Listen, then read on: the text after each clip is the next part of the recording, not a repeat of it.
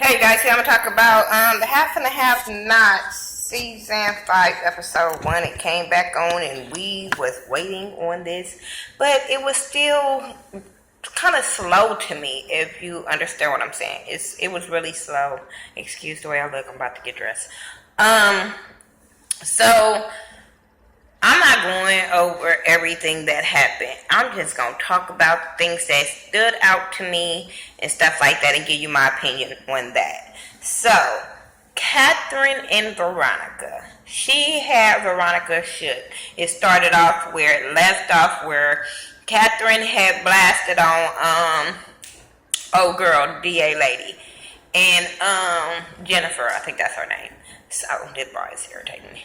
So, anyway, she had killed her. So Veronica is really, really shook, because when she threw the gun on the couch and was like, "Okay, now you can get me off." This bitch walked upstairs like it's nothing, and Veronica running around the house or whatever, trying to get out the house or whatever, because she noticed her phone was in the car, because she was like, "Oh my god, I gotta call somebody." But I'm like, "Bitch, who you gonna call?"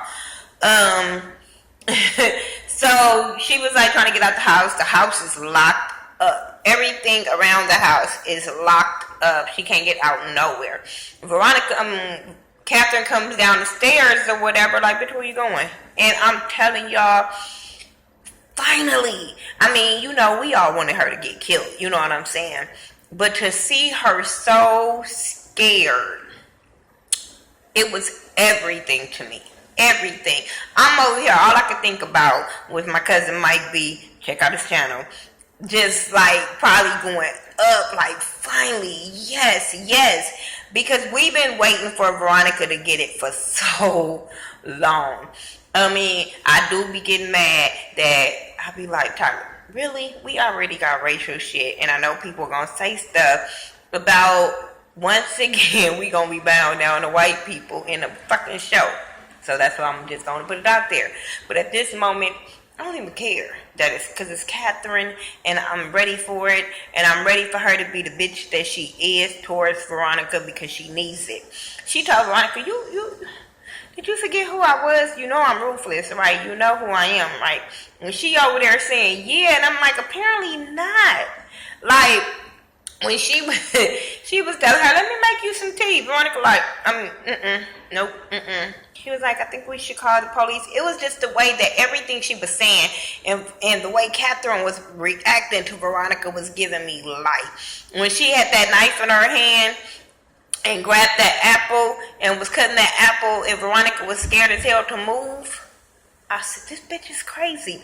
But at the same time, I was like, what happened to the project bitch that was coming out of you when you was talking to the hood bitch that's Quincy's sister? Where that bitch at? Because the bitch ain't got no gun in her hand no more. All she got is a knife, and I don't think she that goddamn quick. So what is the problem of you being so scared? When you act so hard with what's her name? Hannah and Quincy's sister. What's the problem?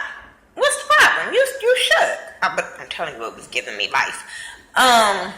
So they going off, and Catherine is really mad at Veronica, really, about what happened to her son. She is acting like a mama for real. Like, bitch, you play with my son? You play with my son's life? You knew what my son had been through, and you still chose to have him assaulted? Like, bitch, it's on and popping. And Veronica was trying to explain herself and say she was sorry, but Catherine was not trying to hear that, which I wouldn't have either. And that scene at the end where she put the knife on Veronica and Veronica bagging up and they about to fight over knife, I'm sitting there like, if this couldn't look no more fake. Like, come on, Tyler, get it together. We into the show. We into the storyline. Stop playing. So that was that with them. I'm so here for to see that play out. Jeffrey, he's at the room with Wyatt, because Wyatt's still asleep or whatever, so he's there with him, but he's trying to figure out what's going on at Candace's house, because the cop called him and told him that everybody for the search Candace's house or whatever. But when the cop called him and was talking to Jeffrey starts spilling the beans about everything.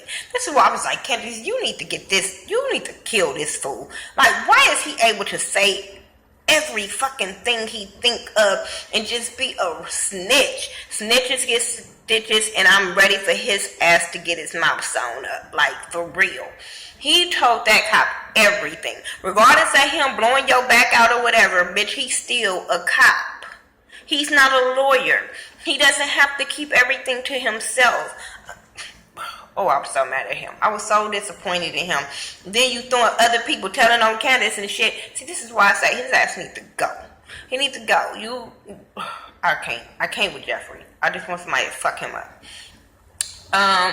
Then Wyatt wakes up. And he's so excited about Wyatt waking up. He told Wyatt he had an overdose. Wyatt trying to get up. Wyatt got hurt. I didn't care. Because Wyatt's still going to wake up and be the same fucked up asshole he was before he overdosed. So I really can care less about Wyatt. Jim calls David from jail and wants him to see what's up with him getting him out. And he says that he has to apologize to a judge, I think it is, for him to get out. So that's what he waiting on. You go call that goddamn judge and then I get you out. So, but he wants him to get Ward out as well and tells David. David was like, okay, y'all see what he can do. First he was like, what? And I'm sitting there looking another. Why are you still doing stuff for him? Why are you still being his fucking lapdog of everything that you guys have been through?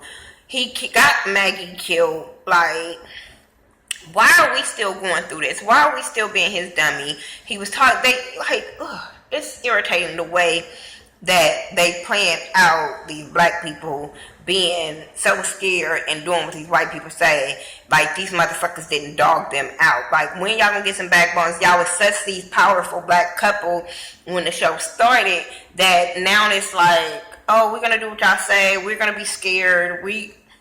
I'm not with that. And it's no shade to white people whatsoever. It's just the way that Tyler Perry is writing this right now, with all the racial tension in the air now. That's my whole thing. What else happened? Well, he gonna get him out. Oh, David is on a date with old girl, and that's trying to swindle him out of his shit for Candace or whatever. I didn't care about them two either, because I'm just like, oh my gosh, this is boring. Candace is fucking up Oscar. That shit was funny. She was fucking him up with that damn pole. But I was just like, girl, would you get this over with and kill him already? Once he said you wasn't getting your money back, it was like, okay, well, why is he here? Why are we talking?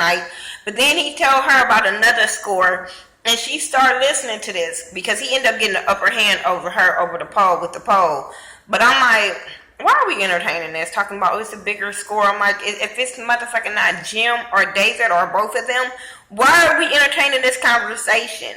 This is stupid. I understand she in desperate need of some money, but this is stupid to me. Last but not least, let me talk about Hannah and Benny and Candace. So, oh, that wind is something horrible outside. So Benny and Hannah is at the house, worried about them about getting put out with the bank or whatever.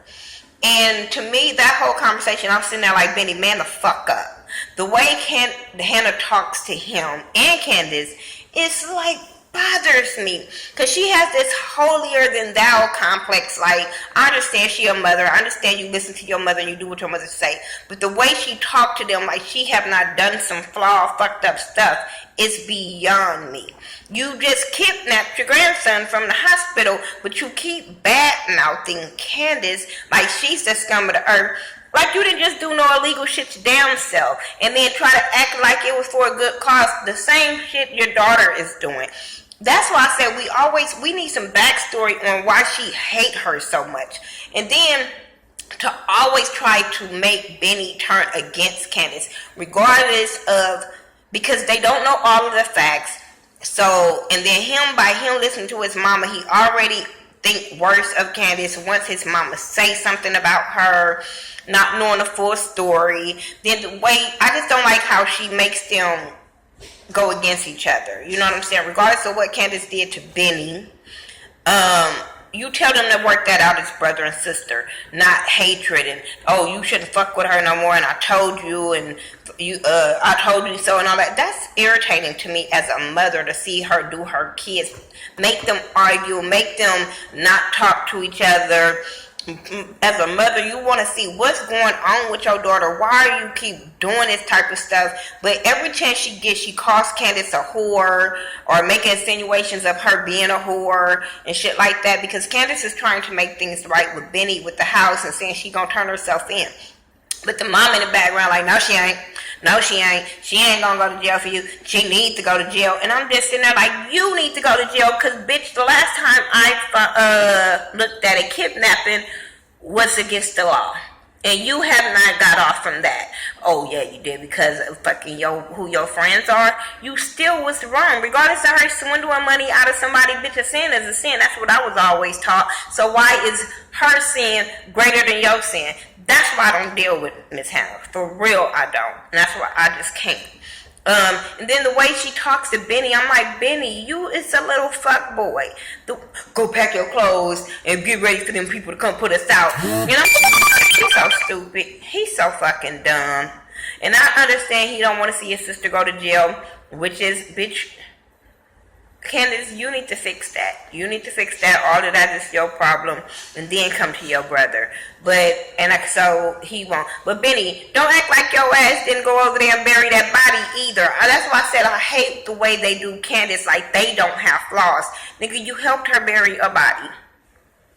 And then Hannah brought that up about, if she ain't gonna go to jail for that, she gonna go to jail for Quincy. And they like, what you know? And he just looked like, and I'm like, yeah, nigga, you forgot. You did some criminal shit with your sister while you over there trying to make her look like a fucking bad person all the time. Like you didn't do nothing criminal with her. Okay, whatever. Anyway, that's all I got for the half and a half in our season 5, episode 1. If I missed something, my bad. I'm sorry. But that's all. It was so irritating to me that they treated Candace the way they do when they do stuff too. You know what I'm saying? And I feel like if y'all come together, y'all could be probably a badass family. I'm just saying. And go against the choirs. I don't know. But that's what I got. Tell me what y'all think. I gotta go get dressed, take care of some business. But tell me what y'all thought about the half and a half, not season 5, episode 1. Make sure you follow me on all social media sites by Thaghettoview, THA, not THE. And I'll talk to you guys in the next video. Peace. Oh, and all my Team Capricorns, happy birthday. This is another Jumpstart January video. But, yeah, Team Capricorn, Team January, happy birthday. All right, peace.